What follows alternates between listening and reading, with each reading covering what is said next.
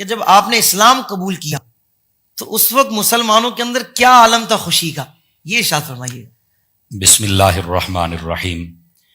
دیکھیں اس کے دو پہلو ہیں جن کو سب سے پہلے سمجھنا ضروری ہے۔ جی، جو بندہ جتنے بڑے رتبے والا ہو اس کی خواہش بھی اتنے بڑے ہی رتبے اور درجے والی ہوتی ہے۔ واہ واہ، نبی پاک صلی اللہ علیہ وآلہ وسلم کی وہ ذات اقدس ہے، اللہ کی مخلوق میں اللہ کی ذات کے بعد سب سے بلند رتبہ آپ کا ہے۔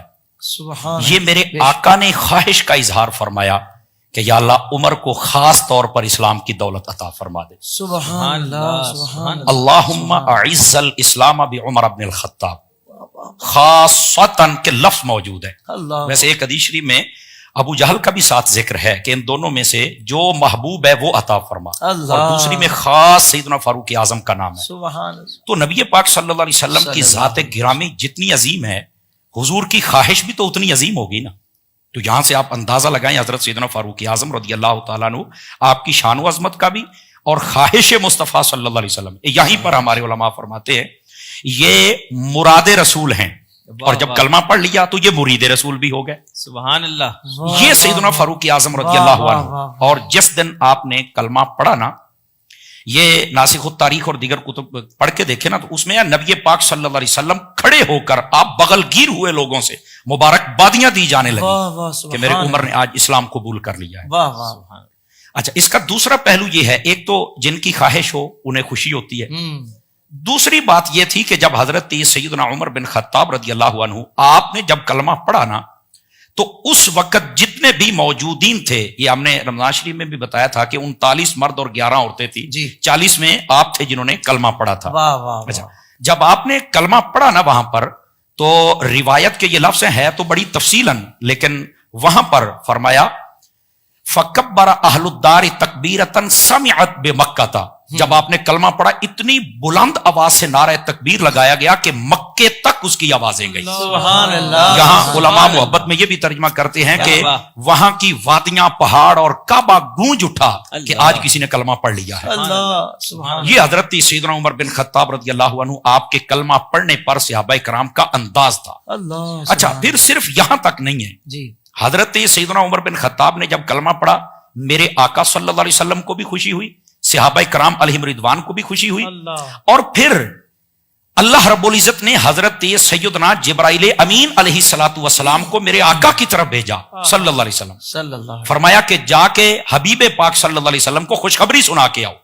لما اسلم عمر، فرمایا جب حضرت عمر نے اسلام قبول کیا، نزل جبرائیل، اس وقت حضرت سیدنا جبرائیل امین علیہ السلام آپ جلوہ گر ہوئے اور آ کے کیا کہا، فقالا، انہوں نے آ کر نبی پاک صلی اللہ علیہ وسلم کی خدمت میں آ کر عرض کیا، لقد استبشر اہل السماء، فرمایا جو آسمان والے ہیں آج وہ بھی مبارکبادیاں دے رہے ہیں۔ یعنی کیسی شخصیت ہے، نبی پاک صلی اللہ علیہ وسلم بھی خوش ہیں، صحابہ کرام علیہم رضوان بھی خوش ہیں، اور آسمانوں پر بھی خوشیوں کے چرچے اٹھے ہوئے ہیں۔ تو یہ حضرت سیدنا فاروق اعظم رضی اللہ تعالیٰ عنہ آپ کا قبول اسلام اور خوشی کا اظہار تھا۔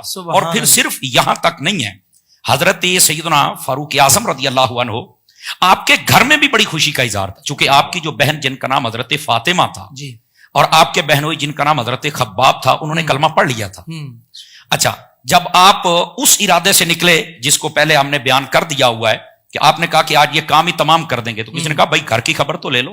آپ جب وہاں پہنچے، ساری بات ہے کہ آپ نے بہنوئی کو مارا، بہن کو مارا، تو بہن نے ایک جملہ بولا، اے عمر سن، تو بھی خطاب کا بیٹا ہے، میں بھی خطاب کی بیٹی ہوں، پر یہ یاد رکھنا دامن مصطفیٰ نہیں چھوٹ سکتا، یہ تلواریں ہمارے ٹکڑے کر دو۔ تو اس وقت حضرت سیدنا عمر بن خطاب رضی اللہ عنہ آپ نے کہا مجھے بتاؤ تو صحیح کہ تم نے کیوں اپنا دین چھوڑ دیا ہے؟ تو انہوں نے کہا دینا کا غیر الحق، جو تیرا دین ہے، دینوں کا غیر الحق، جو تیرا دین ہے وہ حق نہیں ہے، اس میں حق ہے ہی نہیں ہے۔ انہوں نے کہا حق کدھر ہے؟ انہوں نے کہا حق تو مصطفیٰ والے دین میں۔ تو جب یہ انہوں نے کہا پھر بتاؤ پڑھ کیا رہے تھے، وہ لے کے آئے سورہ طٰہٰ کی آیات آپ نے پڑھنا شروع کی، تو آقا کریم صلی اللہ علیہ وسلم کی خدمت میں گیا اور کلمہ پڑھ لیا۔ لیکن یہاں پر ایک نکتہ بڑا خاص ہے، گھر میں بھی خوشی شروع ہو گئی، لیکن نکتہ یہ ہے آپ کی بہن کا نام فاطمہ تھا، جس نے آپ کو نبی پاک علیہ السلام کی خدمت میں لے جانے کے لیے بڑی کوشش کی، واہ واہ، اور یہ لفظ فاطمہ کا اثر ہے سبحان اللہ. سیدہ واہ، فاطمہ واہ، رضی اللہ عنہا، واہ، واہ، اگر واہ. ان کی شان پڑھے نا جہاں بھی لکھی ہے تو وہاں پر یہ بات موجود ہے کہ یہ لفظ فاطمہ ہے، اس کا ایک معنی ہوتا ہے چھڑانے والی، بچانے والی. یعنی اسی وجہ سے فرمایا گیا کہ جو سیدہ خاتون جنت رضی اللہ عنہ آپ کی اولاد ہے، وہ آپ کی نسبت کی وجہ سے جہنم سے آزاد کر دی جائے گی. یہ ایک الگ موضوع ہے، وہ جب آئیں گے تو ہم بیان کریں گے. تو اس نام کا اثر یہاں بھی ہے کہ آپ کی بہن نے جس کا نام فاطمہ تھا، اس نام کی برکت کا اظہار ہوا کہ حضرت فاروق اعظم دامن مصطفیٰ میں چلے گئے. سبحان اللہ. تو آپ نے جب اسلام قبول کیا، کیا مکہ، کیا نبی پاک علیہ السلام، کیا صحابہ کرام، کیا اہل بیت، ہر جگہ خوشی کا اظہار تھا. اللہ تبارک و تعالیٰ نے آپ کو یہ شان و کمال عطا فرمائی. واہ واہ واہ، سبحان اللہ، سبحان اللہ.